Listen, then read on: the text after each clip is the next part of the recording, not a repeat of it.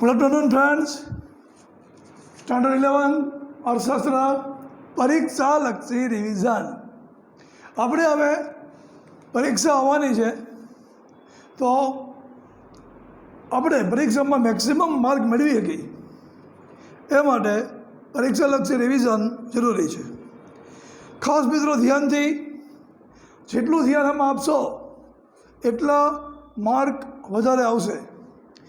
જેટલું રિવિઝનમાં કરાવી છે માત્ર એ જ પૂછાશે એવું નથી, આપણે કે આઈએમપી નથી આપતા, પણ જે કોઈ પેપર હશે એમાં આ બધું હશે એની ખાતરી। તો બહુ ધ્યાનથી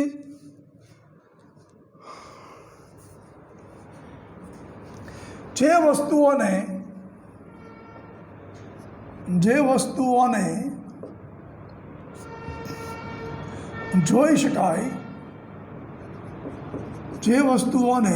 જોઈ શકાય અને માપી શકાય તે કેવી વસ્તુઓ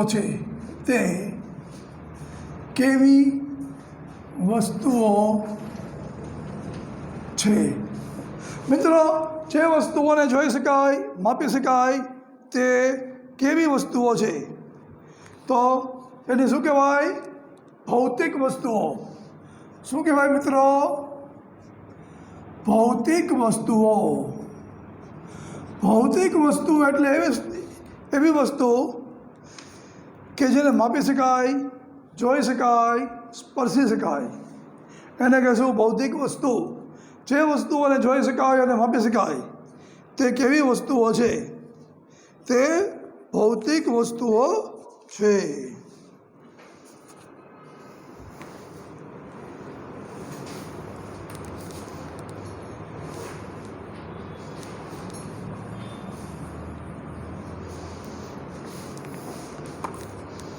પછી વ્યાપાર ચક્રમાં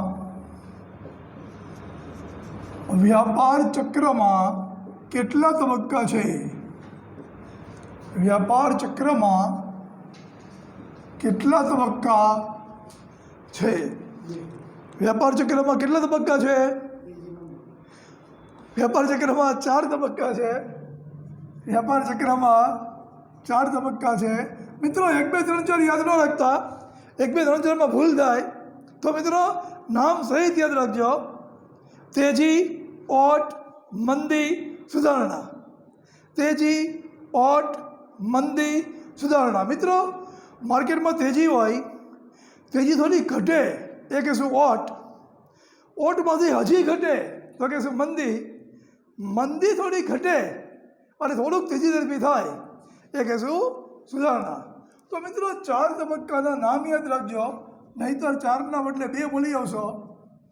તેજી, ઓટ, મંદી, સુધારણા, આ 4 નામ યાદ રાખજો, નહીંતર તેજી મંદી 2 યાદ રહેશે।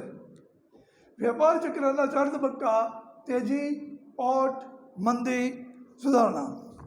એનું તમારે સાયકલ યાદ રાખવાનું મિત્ર। ચક્ર એટલે સાયકલ યાદ રાખવાનું। તેજી ઘટે એટલે ઓટ, ઓટમાંથી હજી ઘટે એટલે મંદી, મંદીમાંથી થોડુંક સુધરે એટલે સુધારણા। પછી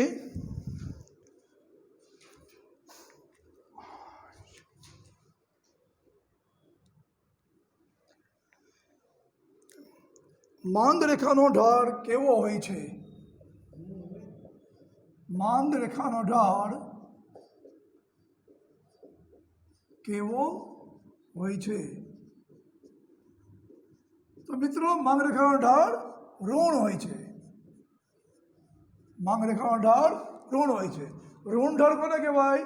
આને ઉપરથી નીચે, લેફ્ટ અપથી રાઈટ ડાઉન, ડાબી બાજુ ઉપરથી જમણી બાજુ નીચે આવે એને કહીશું ઋણ ઢાળ।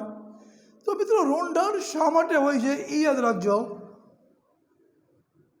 કિંમત અને માંગની વચ્ચે વ્યસ્ત સંબંધ હોવાથી માંગ રેખાનો ઢાળ ઋણ હોય છે। માંગ રેખાનો ઢાળ કેવો હોય? ઋણ હોય। માંગ રેખાનો ઢાળ કેવો? ઋણ। પછી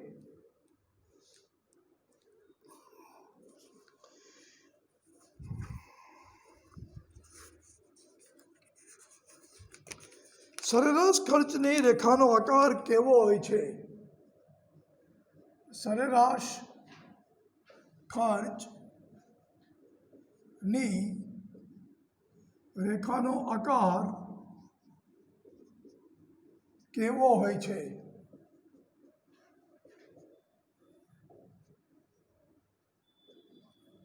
સરેરાશ ખર્ચની રેખાનો આકાર કેવો હોય છે?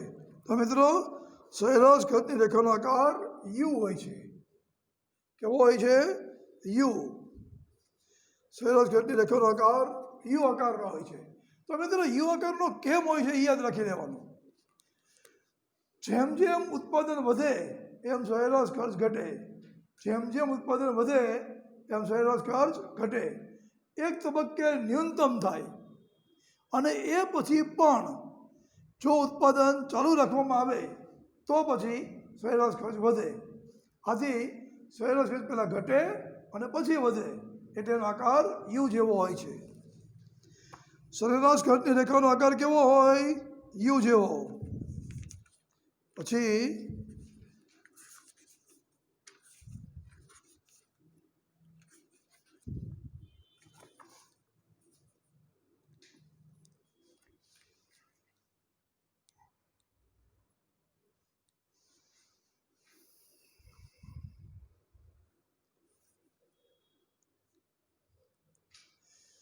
માનવીની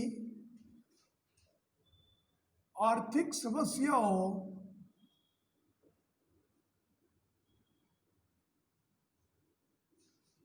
નો અભ્યાસ કરતા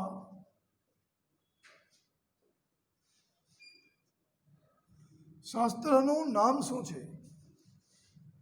શાસ્ત્રનું નામ શું છે? માનવીની આર્થિક સમસ્યાઓના અભ્યાસ કરતા શાસ્ત્રનું નામ શું છે? શું જવાબ આવે? અર્થશાસ્ત્ર. અર્થશાસ્ત્ર. આર્થિક સમસ્યાઓ અર્થ. માનવીની આર્થિક સમસ્યાઓનો અભ્યાસ કરતા શાસ્ત્રનું નામ શું છે? જવાબ આવે અર્થશાસ્ત્ર. પછી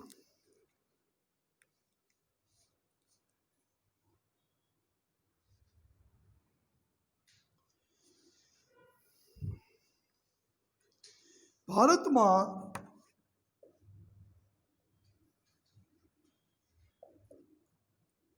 આર્થિક પ્રવૃત્તિ માટેનું ચિંતન આર્થિક પ્રવૃત્તિ માટેનું ચિંતન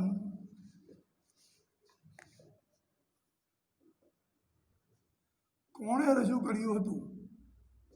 કોણે રજૂ કર્યું હતું? ભારતમાં આર્થિક પ્રવૃત્તિ માટેનું ચિંતન કોણે રજૂ કર્યું હતું? તો જવાબ આવે કૌટિલ્ય. ભારતમાં કૌટિલ્યએ આર્થિક પ્રવૃત્તિ માટેનું ચિંતન રજૂ કરેલું હતું. કૌટિલ્યનું અર્થશાસ્ત્ર એ રીતે એનો ગ્રંથ ઓળખાતો. કૌટિલ્યનું બીજું નામ શું હતું? ચાણક્ય. ચાણક્ય અને કૌટિલ્યમાં એક જ માણસ. કૌટિલ્યનું બીજું નામ ચાણક્ય હતું અને ચાણક્ય એટલે જે આપણે બધા સુવાક્યમાં ચાણક્ય આવે છે એ પોતે જ. કેટલા વર્ષ પહેલાં? 2500 વર્ષ પહેલાં. 2500 વર્ષ પહેલાં કૌટિલ્યએ અર્થશાસ્ત્ર લખ્યું હતું. એને કૌટિલ્યનું અર્થશાસ્ત્ર કહેવાય છે. પછી નેક્સ્ટ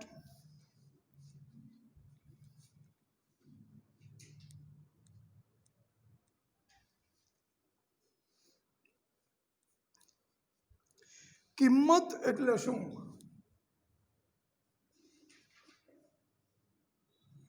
કિંમત એટલે શું? કિંમત એટલે શું મિત્રો? વસ્તુ કે સેવાના બદલામાં ચૂકવાતા નાણાંનું પ્રમાણ એટલે કિંમત. કિંમત એટલે શું? વસ્તુ કે સેવાના બદલામાં ચૂકવાતા નાણાંનું પ્રમાણ એટલે કિંમત. વસ્તુ કે સેવાના બદલામાં ચૂકવાતા નાણાંનું પ્રમાણ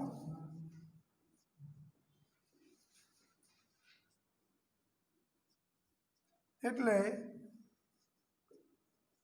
કિંમત. તો મિત્રો કિંમત એટલે શું? વસ્તુ કે સેવાના બદલામાં ચૂકવાતા નાણાંનું પ્રમાણ એટલે કિંમત.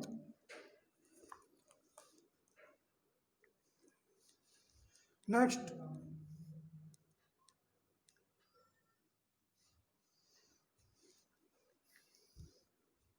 અર્થશાસ્ત્રમાં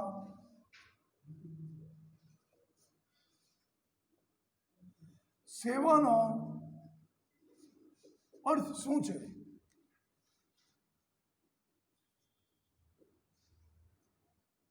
અર્થશાસ્ત્રમાં સેવા એટલે શું? સામાન્ય રીતે સેવા તો ખબર છે આપણને કે ભાઈ રવિવારે ગૌશાળામાં સેવા કરવા જાય છે, સાંભળ્યું છે આપણે. પણ અર્થશાસ્ત્રમાં શું? તો અર્થશાસ્ત્રમાં અભૌતિક વસ્તુઓ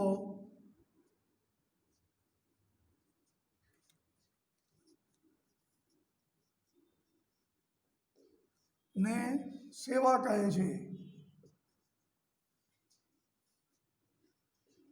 અર્થશાસ્ત્રમાં અભૌતિક વસ્તુઓને સેવા કહે છે.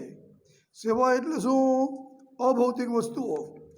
જે કોઈ વસ્તુઓ ભૌતિક નથી એ સેવા છે. પછી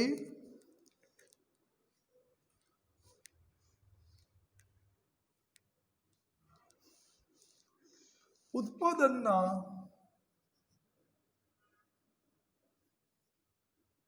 સાધનોના નામ આપો. ઉત્પાદનના સાધનોના નામ આપો. જમીન, મૂડી, શ્રમ અને નિયોજક. સાચું સાહેબ. ઉત્પાદનના સાધનોના નામ આપો. જમીન, મૂડી, શ્રમ, નિયોજક. ઉત્પાદનના સાધનો કેટલા? ઉત્પાદનના સાધનો 4. કયા કયા? જમીન, મૂડી, શ્રમ, નિયોજક.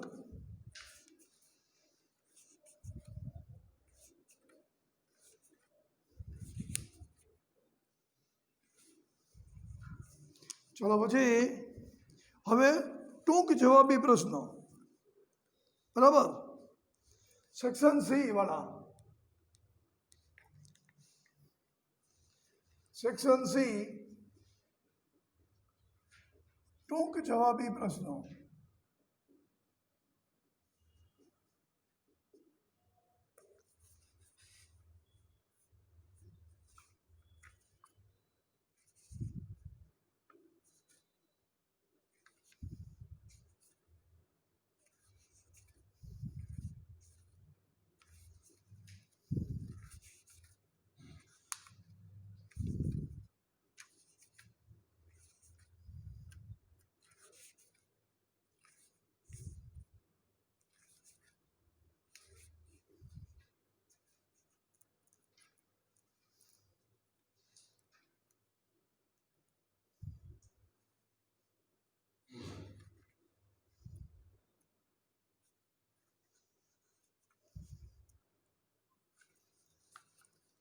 વસ્તુ અને સેવાના ઉદાહરણો આપો. વસ્તુ અને સેવાના ઉદાહરણો આપો. તો મિત્રો, ખોરાક, कपड़ा, मकान,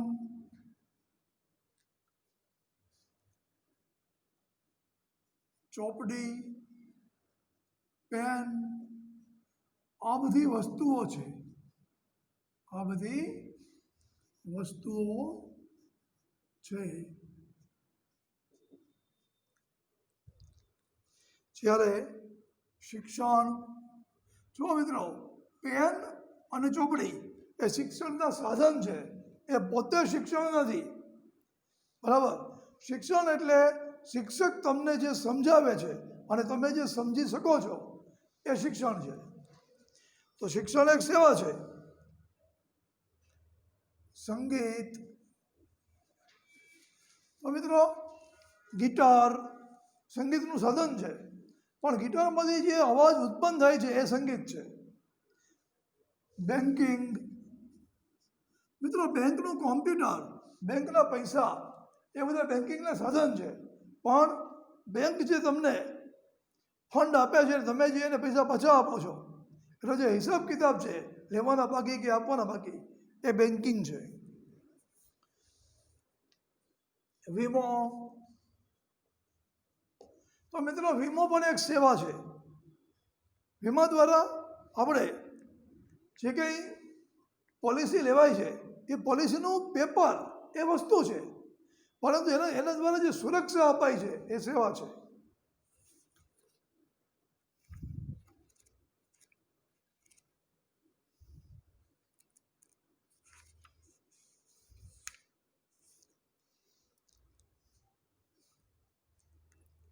પછી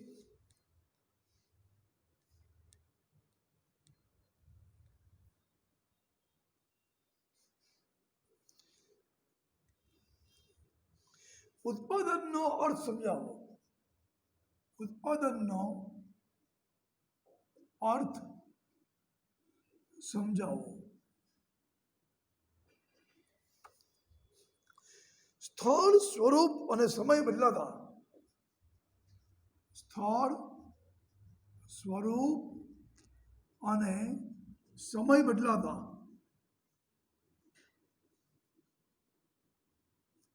વસ્તુના, વસ્તુ કે સેવાના તુષ્ટિગુણમાં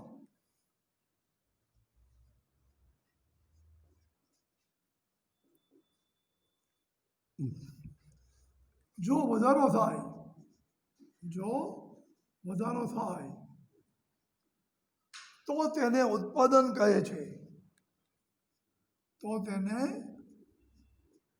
ઉત્પાદન કહે છે.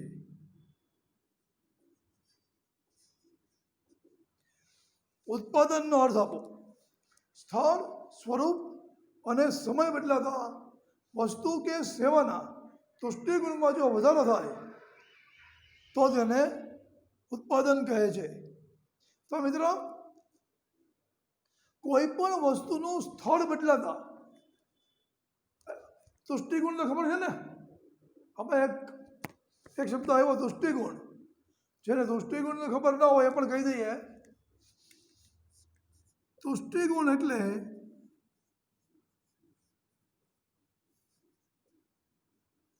વસ્તુ કે સેવામાં રહેલો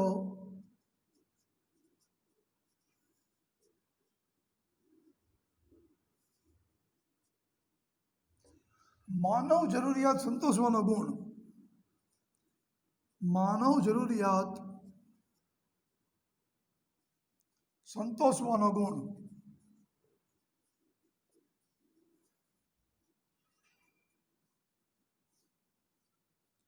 તો મિત્રો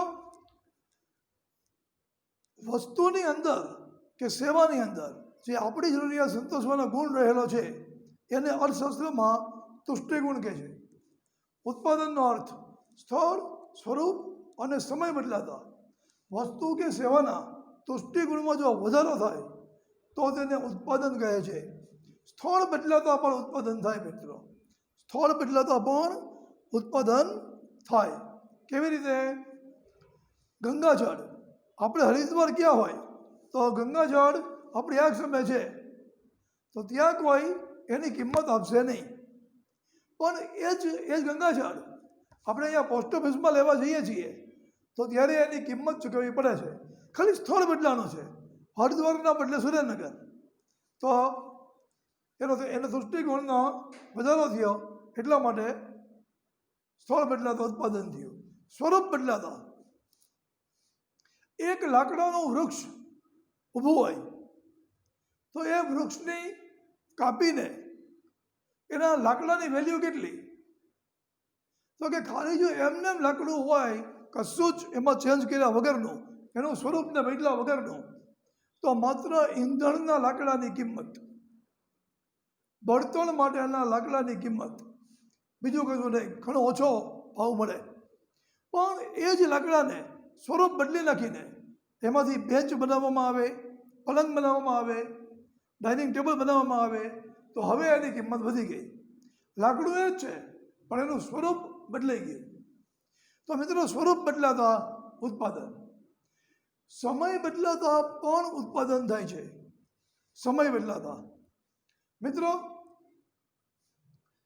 જ્યારે માર્કેટમાં ઉનાળા દરમિયાન મેંગો લઈને, કેરી લઈને લારીવાળા ફરતા હોય ત્યારે કેરી 40 રૂપિયા કિલો હોય છે. પણ અત્યારે ખાલી સમય બદલાનો, કેરી તો એ જ છે. અત્યારે તમે કેરી લેવા જાઓ સુરેન્દ્રનગર જેવા નાના સેન્ટરમાં તો નહીં મળે, વડોદરામાં, મુંબઈમાં જાઓ તો એ 400 રૂપિયા કિલો આવશે. જે કેરી 40 રૂપિયા કિલો આવતી હતી, સમય બદલાતા હવે એ 400 રૂપિયા કિલો આવશે. કેરી એ જ છે, પણ મે મહિનાના બદલે અત્યારે ડિસેમ્બર છે, એટલા માટે સમય બદલાતા ઉત્પાદન. તો ઉત્પાદનનો અર્થ સમજાવો. સ્થળ, સ્વરૂપ કે સમય બદલાતા વસ્તુ કે સેવાના તુષ્ટિગુણમાં જો વધારો થાય તો તેને ઉત્પાદન કહે છે.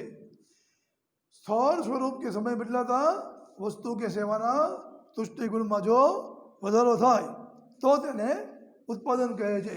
તુષ્ટિગુણ એટલે શું? તુષ્ટિગુણ એટલે વસ્તુ કે સેવામાં રહેલો માનવ જરૂરિયાત સંતોષવાનો ગુણ. તો મિત્રો, અહીંયા આપણે લેક્ચરને પૂરું કરી છીએ.